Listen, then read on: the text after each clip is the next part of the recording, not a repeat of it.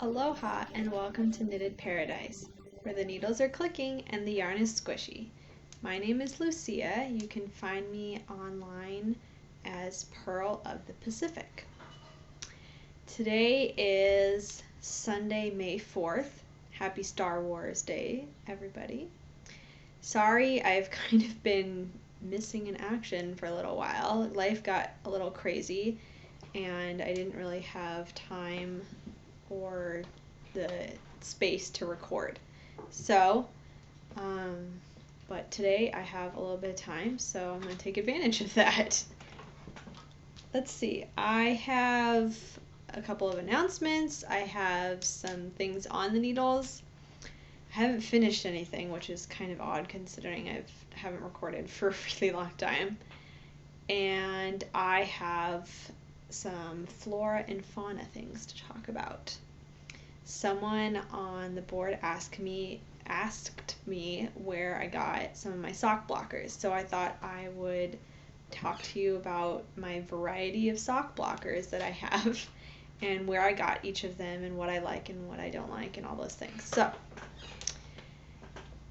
I hope you enjoy the little fire that I have going on here. It's a little chilly outside. I think we got up to 50 today, which is pretty good. It was a bit chilly and kind of overcast, so the 50 didn't feel as good. Yesterday, I think it was above 50, but it was sunny, so it felt really nice. So, let's get started. It is now May, and so the April knit along has finished, and we had a lot of beautiful entries. There were some gorgeous shawls. I'm a little jealous. Okay, I'm a lot jealous. Anyway, so let's do the drawing. Oh, I forgot my phone. Can you hand me my phone? That's right over there. Sorry. I need to draw the number. We had, I think, 14 people. Thanks. And I know where the random number generator is now. 14. And it was 11. Let's see what, I know there was a couple of comments that squeezed in, so if it's a comment one, I'll just put generate again. Nope, 11. If you wanted to see it. That's it. Let me see if it's showing. You can kind of see it. There you go. 11. 11 was Maggie Lynn for a pair of socks. And one of the comments was hers. She said, they really are blue, like an ice blue. Horrid picture. I'm trying to take pictures and having the color come out right is ridiculous. So I totally understand. I believe you that they're nice blue. So Maggie Lynn, congratulations. Contact me and I will get you your yarn, which is this lovely skein. Let me get back to the screen so I can see what I'm showing you. Of fishnets yarn in early bloom. And I put it in plastic so as to keep any cat hair or other things away from it. So I'm not going to take it out, but that's it. It's very pretty. It's sparkles, so I hope you like sparkles. So send me your address and I will get this shipped out to you hopefully this week. Ta-da! So now we're in the May knit along, and I think as I mentioned last time, I know it's been a while, sorry, I just kicked the table. Instead of doing a color this month, we are going to do anything that has to do with flowers, since April showers bring May flowers. So that's why the early bloom fits. So if you have a pattern with either flower in it or like the name of a flower, like if you wanted to do like a hibiscus or there's a tulip sock. Hi. And or other things like that, or if your yarn colorway name, continuing on, has the name of a flower in it, that counts too. And if you have a question if something counts, there is a chatter thread open on the board on Ravelry, Knitted Paradise Podcast, and feel free to ask and I will let you know. Most of the time it's usually pretty okay, but never hurts to ask. So I'm excited to see what you guys come up with. I was thinking about doing the Tulip Socks, but I realized that they're top down, and as you know, I'm not a top down sock person. So I thought maybe I could reverse the chart and do them toe up, but I don't think that's gonna happen. Really, the way the increases and decreases work, you have to do them top down. So I maybe end up doing a pair of socks top down. We'll see. But other than that, let me get rid of this. Go back to my show notes. Let's see what we got. So those are the announcements. Sorry for the bit of confusion. I get March and May mixed up sometimes, and so I had put March knit along instead of May knit along. I fixed it now. So thank you to the person who pointed that out to me. I don't know why I get those two mixed up. I just do. It's like I can't tell my right from my left half the time, so what are you gonna do? All right, on the island, you guys want to see some knitting? I have a little bit of knitting. I think since I showed you last, I've been working on my gradient socks, which is what I've been calling them because I not really working from a pattern, but they are a gradient. There's the rest of it. So I've done most of the turquoise, and I'm really into the green, and then I'll get into this yellow. And I did, kind of similar to the socks on the plain pattern, I did a cable, a braided plait up the side. And I turned the heel, and I was knitting along quite happily, going, oh, I'm going to finish these. And then I tried them on, and I'd been trying them on as I went, which is what I like about toe-up socks. I can try them on like that.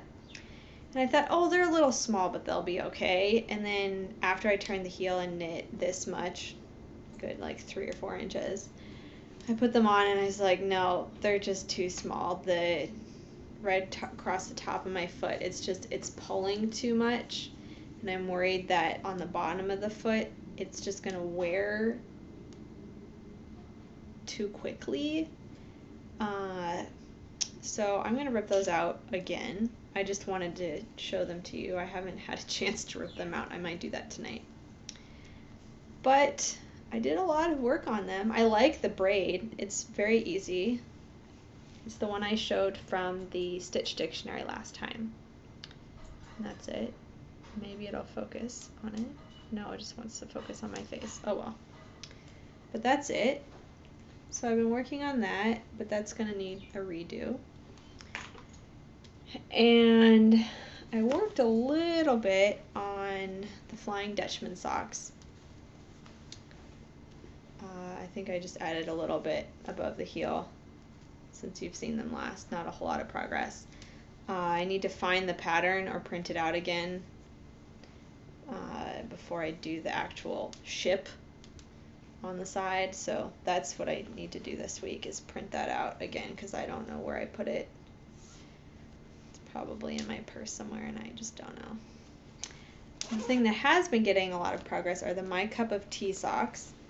I cast them off last night. They're not done yet, which is why they're still considered on the needles, but they're not on the needles currently. But this is the My Cup of Tea socks with this lovely pattern that goes up the front. And as you notice here, there's this space right here. And what I did was I got to this point, I did a little couple of rows of purling, little purl ridge, and then I did the person who ordered them wanted some writing here, and I did it doing like color work, stranded color work, and I didn't really like the color, he didn't really like the color, and because it didn't show as well as I wanted it to. Plus, I'm not super good at stranded color work in the round on socks. I was trying to make it really loose, so I went up a needle size and I tried to knit it really loose, and then there were some parts that were just really loose, and so it wasn't as good as it could have been.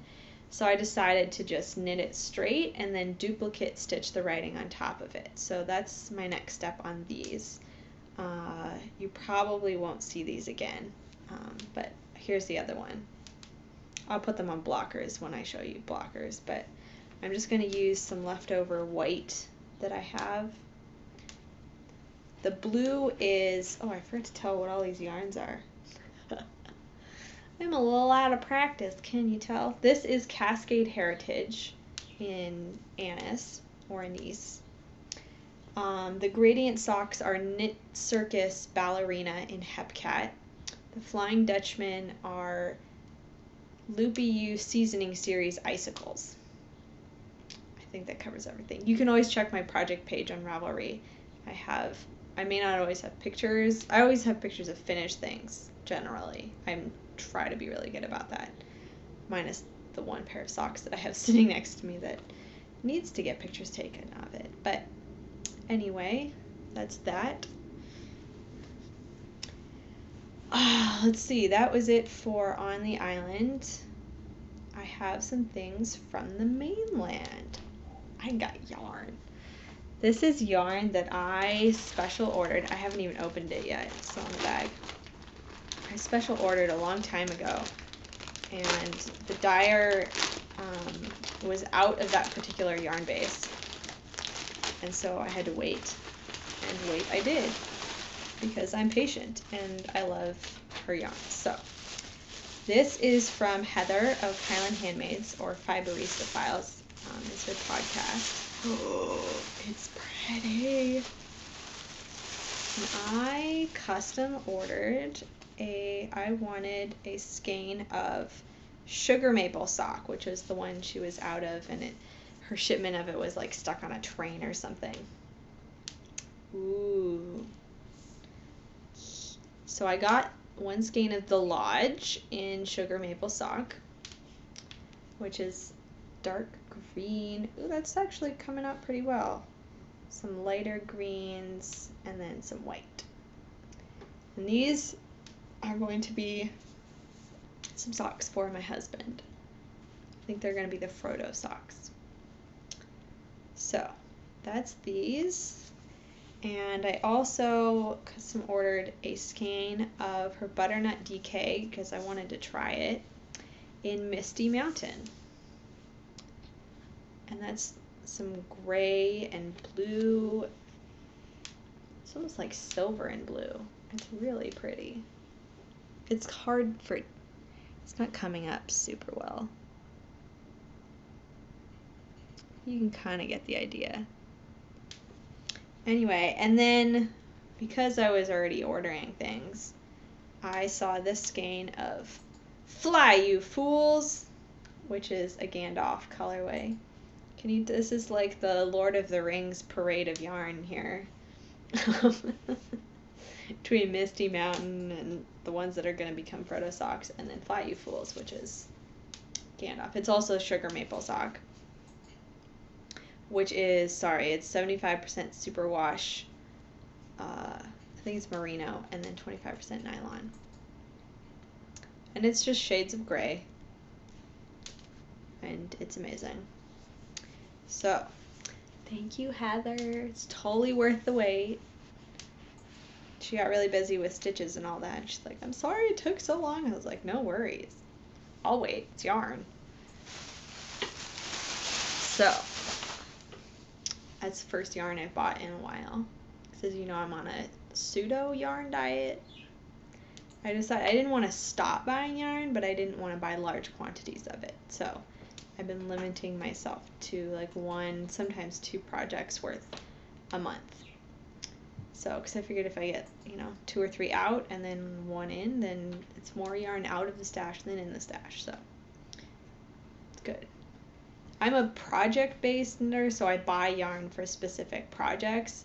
So I have this yarn in my stash for specific projects, so I need to actually knit them. That'd be good. All right. We are now going to talk about sock blockers. I have a variety of sock blockers here, which I will show you. Large pile of sock blockers. Ta! And let's see. I'll start with these that are on top. These are my Knit Pick sock blockers. got a hole in the top, which I've just tied together so that I can hang them over the shower rod to dry things, because that's where I usually dry things. And these are made out of plastic. And I bought these because they were cheap and I think they were on sale maybe. But the issue that a lot of people, not just me, have had with these is that they come and the edges are really rough. These were the first pair of sock blockers I bought, but I couldn't put socks on them because it kept snagging. So I read online, I said, what do people do with these sock blockers? Because it costs more to return them than it would to just keep them and deal with it. So what I ended up doing was I got some fine grade sandpaper and I sanded all the way around, all the roughness, and then I painted it with clear nail polish. And it was kind of a pain in the butt, but they work really well now. So if you can put up with that, it's what they are. But they're nice. I mean, they were cheap and they work. And so this is one of the pairs I have in my size. I have every size there is pretty much, but I have the most in my size because I have the most socks. So this is one pair, sock blockers. Here, I can show you. I think I showed these. I don't know if I showed them on sock blockers, but see, now the socks slide on very easily. This is another Highland Handmaids.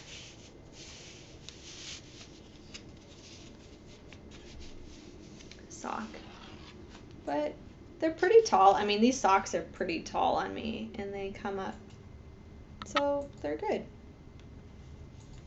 I think I showed these finished. I don't know if I showed them on sock blockers, but there these are. I've worn them a few times now. These are Highland Handmaids. This is her silver maple sock, so this has bamboo in it, so it's a little bit shiny. This is the syncopation socks, I think. They're just a variety on ribbed socks. They're really quick to knit and really nice. So, these are the Knit Picks blockers.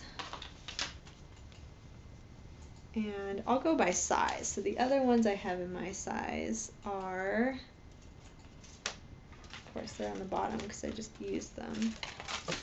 Turn the pile over. Let's see. What's going on here? I have these ones.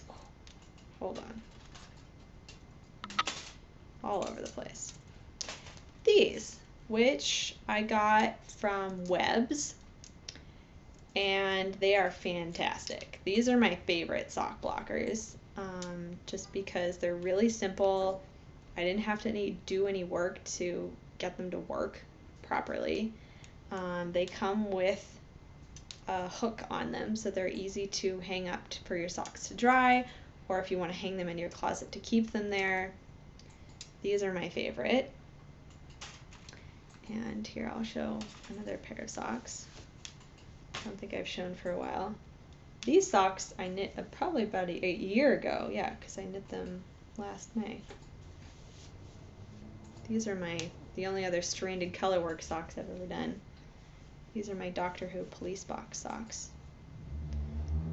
But they're really simple and really great, and I got them at yarn.com at Webs.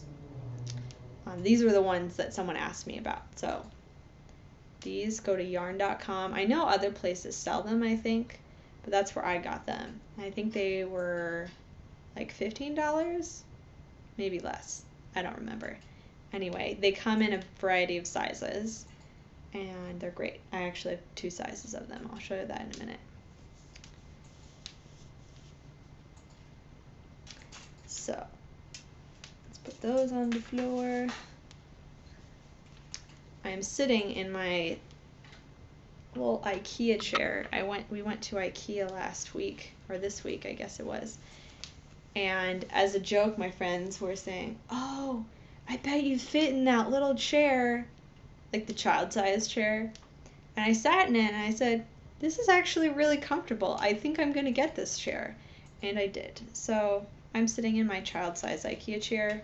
which is really comfortable and really fantastic. I'm short, and so I have a problem with a lot of like adult-sized chairs because my feet don't touch the ground, which bothers me. So I like this chair because my feet touch the ground, and I can rock in it, and it's really fun. All right, back to sock blockers. These are a set, also in my size, that I made out of wire coat hangers, or wire hangers. I don't like wire hangers for my clothes, so I have them lying around that I don't use. And so I bent them into the shape of a sock blocker. I kind of used, you know, one of those as a guide just to see. They aren't the greatest. As you can see, they don't really match up. The paint is kind of coming off right here. You can kind of see that. So they're not the greatest, but they work. They're mostly in the shape of my foot. But they're a really cheap way to make sock blockers, and especially if you have kids who are growing a lot, you don't want to buy, you know, often they don't make kid-sized sock blockers, and if you want to block your kids' socks, these are fantastic. Or if you want to block a lot of socks at the same time and you don't want to buy 15 pairs of sock blockers, these are really cheap and easy. I got a couple sets of pliers and just bent them in weird places, and I mean not weird places, but you know, bent them into this shape. So that's the third pair I have in my size. Plus they have the built-in hook, which is really nice. I like the hook thing. So those are the third pair I have in my size that I don't use as often. I often will block, you know, I'll wait. I wear my knit socks a lot, and I'll just put them, I have a bin, not really a bin, it's like a bucket, plastic bucket that I got at like the dollar store that I use to soak them in. So once I get to 3 pairs, because I know I have 3 sock blockers, I will soak them all and then hang them up to dry. If I have more than 3, then I just do 3 at a time, because I know that I only have 3 sock blockers in my size. So next we'll go up a size to a larger women's size. I have another set of these. And you're probably wondering why I have so many sock blockers. It's because I sell custom knit socks like these, and I like them to look nice when I sell them. So I have sock blockers in lots of different sizes. Plus I have friends with lots of different size feet. And when I make socks for them, I like to block them. So these are a little larger. These are, I think, the medium women's, or maybe they're just the medium from yarn.com. So that's what the My Cup of Tea socks looks like on them. Ta-da. So these socks were knit to be an 8.5 in women's sizes. So this sock blocker will go 8.5 to 9, I think it is. Somewhere in that vicinity. You know, you can also have some like spilling over the edge, but so that's what they look like. Ta-da! Those socks look good. It's hard to tell when they're all scrunched up. That's why I like blocking socks, because then you can really see what they look like. So